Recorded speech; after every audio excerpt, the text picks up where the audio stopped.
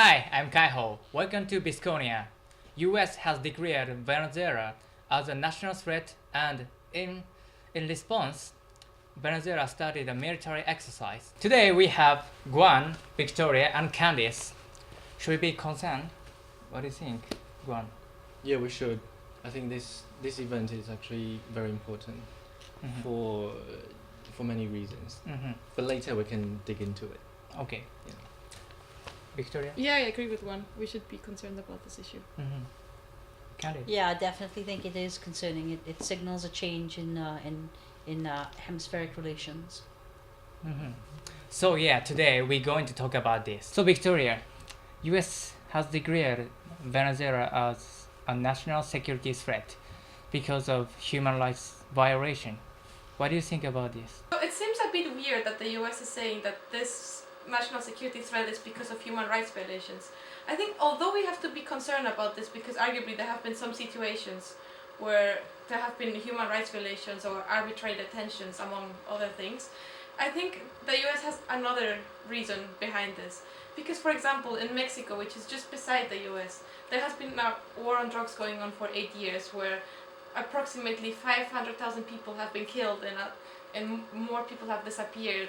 And so a humanitarian crisis is going on in Mexico, and the US, not that I know, has given any sanctions to any government officials. It definitely hasn't declared Mexico a security threat.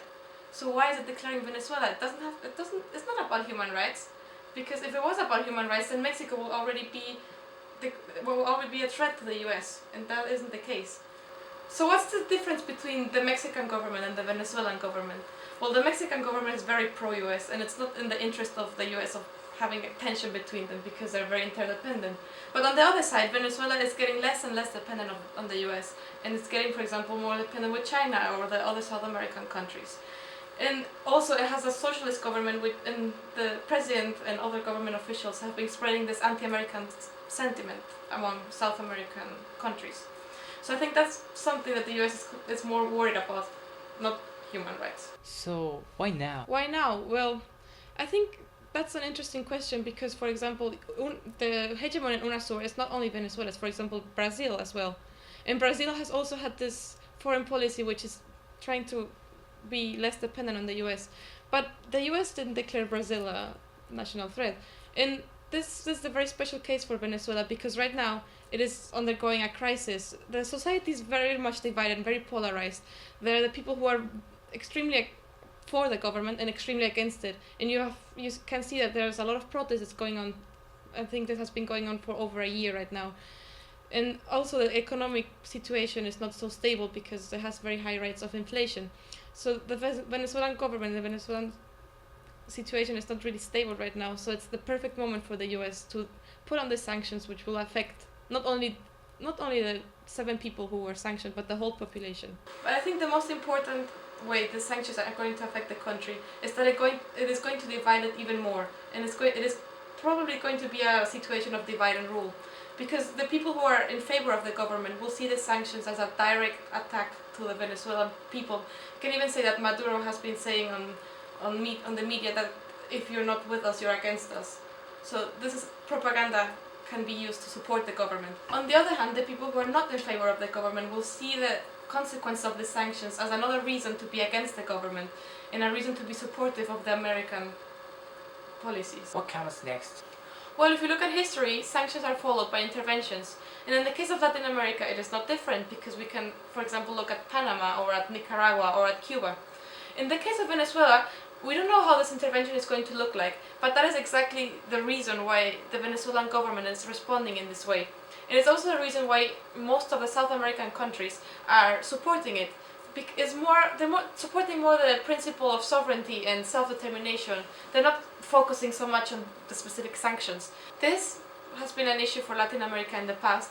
You can go back, for example, to the Monroe Doctrine, where the US has been a protective power of Latin America but has been intervening in their governments, or you can even go back to the colonial times. So this principles of sovereignty and self-determination, we can say it's very important to South American countries.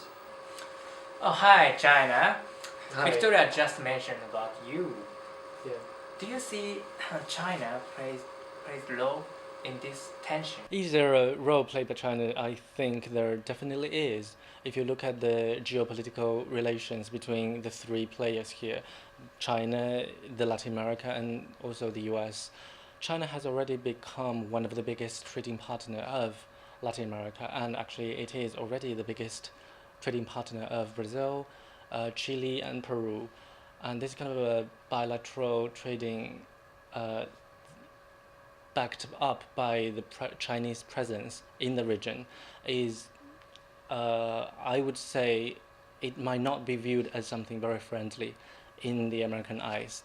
And especially when there are huge loans granted by Chinese government to Venezuela, even though they've defaulted probably $50 billion loans, and then this January China added another 20 billion US dollars loan to the country, and this kind of a, arguably you can say this kind of a coming Chinese into Latin America according to America's moral doctrine back in days when they pushed away all the European powers. Latin America, especially actually more generally speaking, Western Hemisphere, has always been viewed something like a safe space for the US, but now you have another big player coming into this region, and this cannot be considered as something very safe for the US, I have to say. And then actually if you really look at the global issues nowadays in the news and everywhere you look, when the US is trying to return to somewhere or to rebalance something, it's either you look at the Middle East or South China Sea, there has been some disputes, and now when they try to return to their safe zone, their backyard, their Latin America, their, I would say, expect some disputes. So, do you think China is going to intervene in this tension? I would say no, because there are two reasons I can give you. Because first of all, non-intervention policy has always been the number one Chinese policy in their foreign affairs, in their diplomacy. So I think really a military intervention will be highly unlikely. But second of all, when you think about this, I'm thinking probably it's more of a Chinese involvement rather than Chinese intervention, because China has been very much deeply rooted in Latin America political, economical play already. And this, just like I said, China probably might replace the EU as a second biggest trading partner in the region. So there is an interest for China, and also actually for its ambition for the future.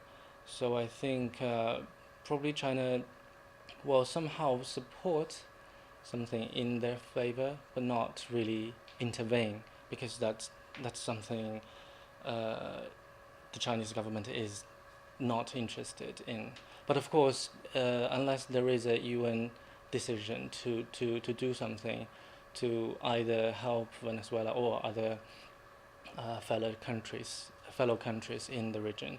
But of course, I don't personally, I wouldn't want the situation get that bad. So, Candice, does this tension between US and Venezuela has any impact on international system and structure? Interesting question. I think it is indicative of slight hegemonic earthquakes, if you will, happening in the region, because the tension that you refer to, it relates to some of the structural changes happening. It's the moment that UNASUR, the second moment UNASUR emerges onto the international platform and is showing the system that here's a collection of nations that actually intend for their mark to be left on the system.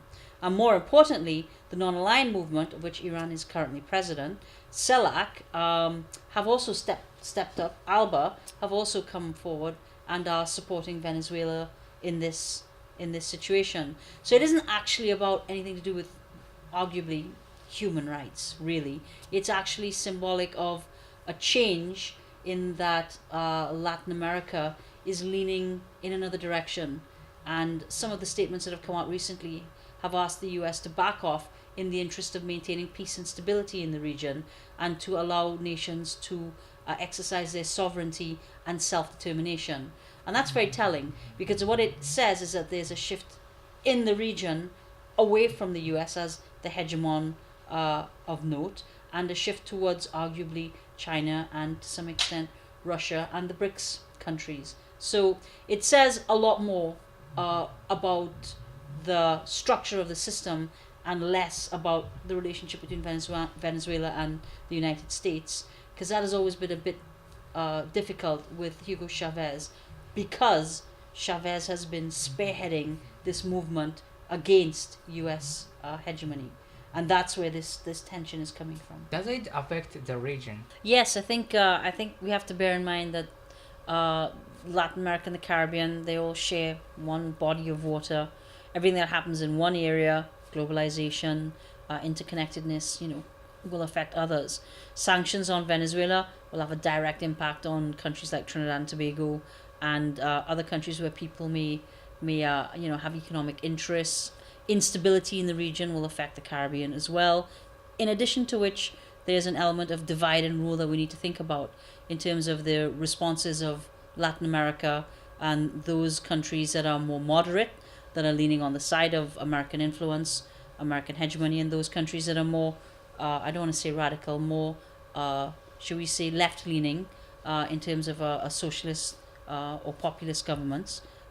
So yeah, there will be issues with regard to stability. There'll definitely be economic fallout to some extent in the region, because there are very close trading relationships in the region. And that echoes something that Guan said earlier, talking about the trading relationships between Latin America and China. We have to remember that extends into the Caribbean as well as Latin America. There's been increases of up to 1,200% in terms of trade between those countries. So sanctions will have a major impact on the region, but more importantly, the region will be divided between those who are still pro-Western hegemony and American interests, and those that are siding with UNASUR and CELAC and ALBA and the OECS. And if you have a look at of a map, you'll see exactly how extensive that support is for Venezuela. But it's not support for Venezuela as much as it is support for sovereignty and self-determination. That's where countries are coming down in the middle of. So in that sense, yeah, there will be regional implications. Is there any real security concern? Are there real security concerns? That's a very good question. I think security is something that relates to perception. It doesn't always have to be about reality. And in international relations theory, we have the concept of the security dilemma. The security dilemma is how another country feels when a country does an action. It doesn't mean it's real or that something's going to happen, but it means that a country feels insecure as a result of the actions of another. If we look at America's actions, they've got upwards of 2,000 troops located along the borders in Colombia, between Venezuela and Colombia. They've got 6 or 7 bases located there, and if you were Venezuela and you knew that this massed force was on your border, that would constitute a security dilemma. So you can see how Victoria's point is relevant about the division within society and people, having protests and forming social groups, one against the next. But equally, you can also see how this creates a situation where Venezuela would feel the need to have military exercises, calling out its militias, if you will, to exercise, because it's a classic example of a security dilemma. Will there be a security problem? We'd probably be looking at what we call proxy wars now. We're probably looking at a situation where one group is funded by one set of countries and another group is funded by countries such as perhaps Iran or China, arguably. That's just hypothetical. And the US or pro-US factions or militias being funded by the US part, so that you'd have a situation where it's population-related instability, which then bleeds into economic instability, which then bleeds into regional instability. So potentially, this is something that really needs to be managed by diplomacy, by negotiation, and by discussion. And this is the moment for UNOSUR to step forward and show that hegemonic stability theory works. Multiple hegemons, let's look at UNOSUR and the BRICS countries, taking a role in stopping this from progressing and becoming something that could potentially be much bigger. Arguably looking at something like Syria or the Ukraine crisis. Here's an opportunity for UNOSUR to step forward and show that talking does work. That was so interesting. That was. Yeah. Yeah. And as Guan always say, The world is changing day by day, and in Bisconia we hope our knowledge can help you get better prepared for a different tomorrow. Thanks for watching. We'll see you next time. yes.